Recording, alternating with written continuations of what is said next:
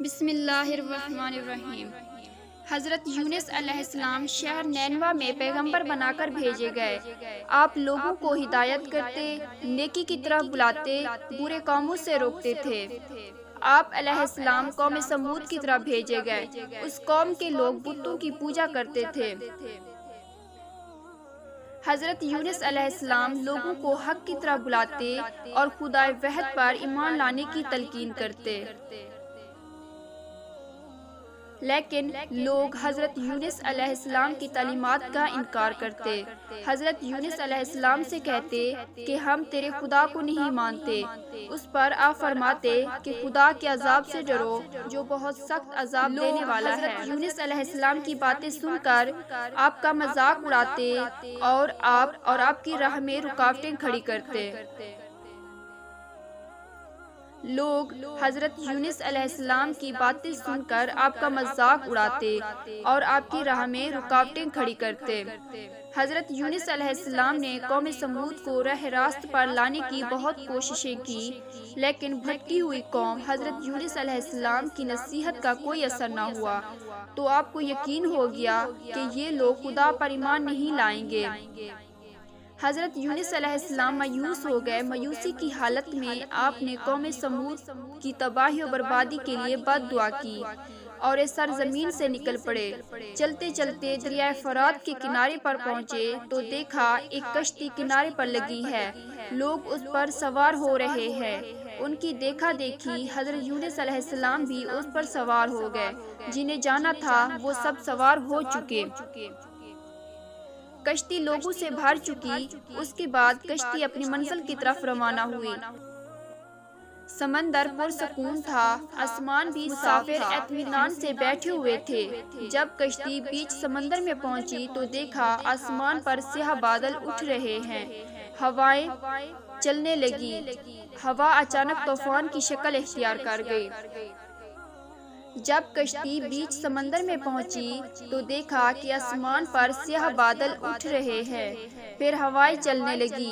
ہوا اچانک طوفان کی شکل اختیار کر گئی۔ سمندر میں کشتی ڈگمگانے لگی، سمندر کی لہریں اوپر نیچے ہونے لگی، بارشیں بھی شروع ہو گئی۔ طوفان کے جھٹکوں اور پانی کے تھپیڑوں سے کشتی کے ڈوبنے کا اندیشہ پیدا ہو گیا۔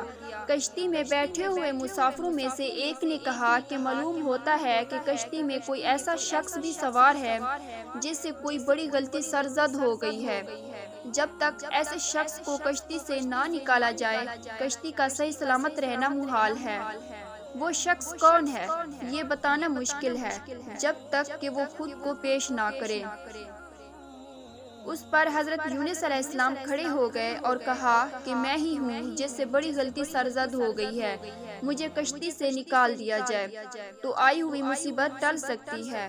تمام مسافر حضرت یونس علیہ السلام کا منہ تک رہے تھے، جس نے خود ہی سب کے سامنے اپنی غلطی کا اظہار کیا۔ پھر سب نے ایک زبان ہو کر کہا کہ اس شخص تو فرشتہ صفت انسان معلوم ہوتا ہے، ہم کسی حال میں اسے کشتی سے نہیں نکال سکتے۔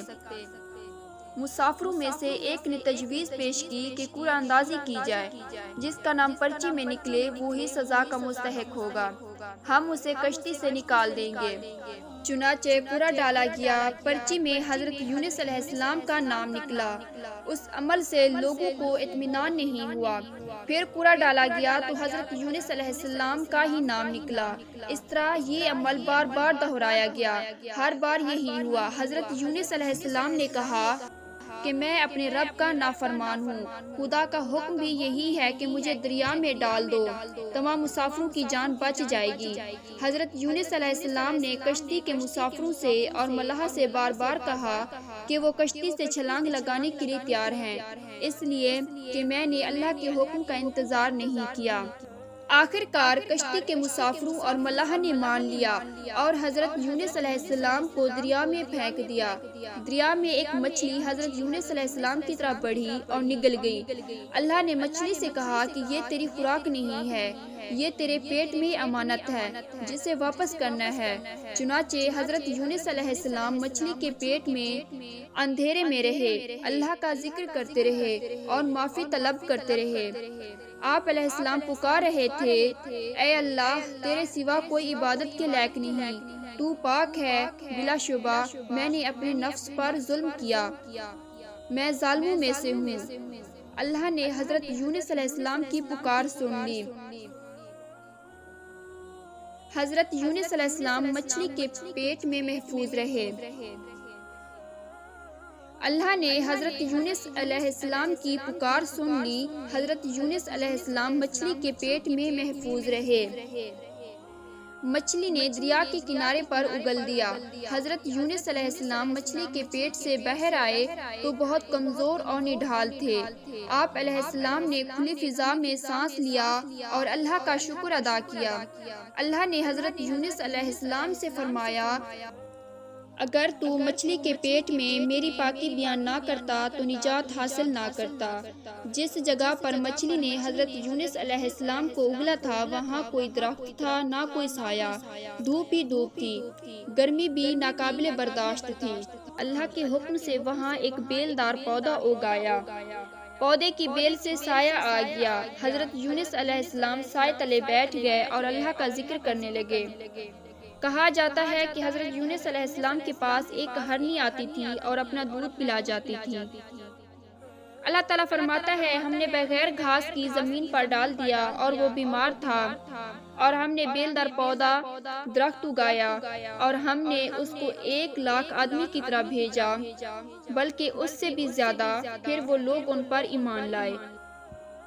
ملک نینوا چھوڑ دینے کے بعد حضرت یونس علیہ السلام کی قوم آپ کو بہت زیادہ یاد کرنے لگی۔ حضرت یونس علیہ السلام کے نکل جانے کے بعد پچھتانے لگے۔ لوگوں نے محسوس کیا کہ حضرت یونس علیہ السلام اللہ کے نبی تھے اور ہدایت کے لیے آئے تھے۔ لوگوں نے اللہ سے معافی طلب کی اور وہ حضرت یونس علیہ السلام کی آمد کا انتظار کرنے لگے۔ لوگوں نے اقرار کیا کہ ہم اللہ پر ایمان لائے، اور اس بات پر بھی کہ حضرت یونس علیہ السلام اللہ کے بھیجے ہوئے نبی ہیں۔ حضرت یونس علیہ السلام کے لائے ہوئے پیغام پر یقین رکھتے ہیں اور یونس علیہ السلام کی تصدیق کرتے ہیں۔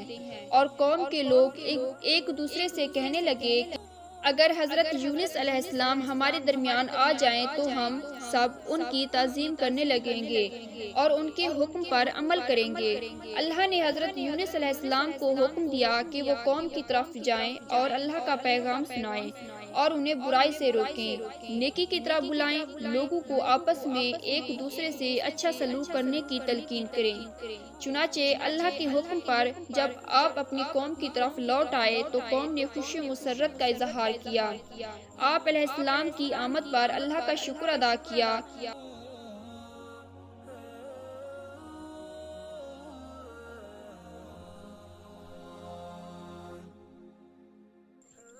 واپس آ کر حضرت یونس علیہ السلام نے تبلیغ شروع کر دی اور ہدایت دینے لگے کہ برے کاموں سے دور رہیں، ضرورت مندوں کی مدد کریں، بھوکوں کو کھانا کھلائیں، کسی کے ساتھ برا سلوک نہ کریں۔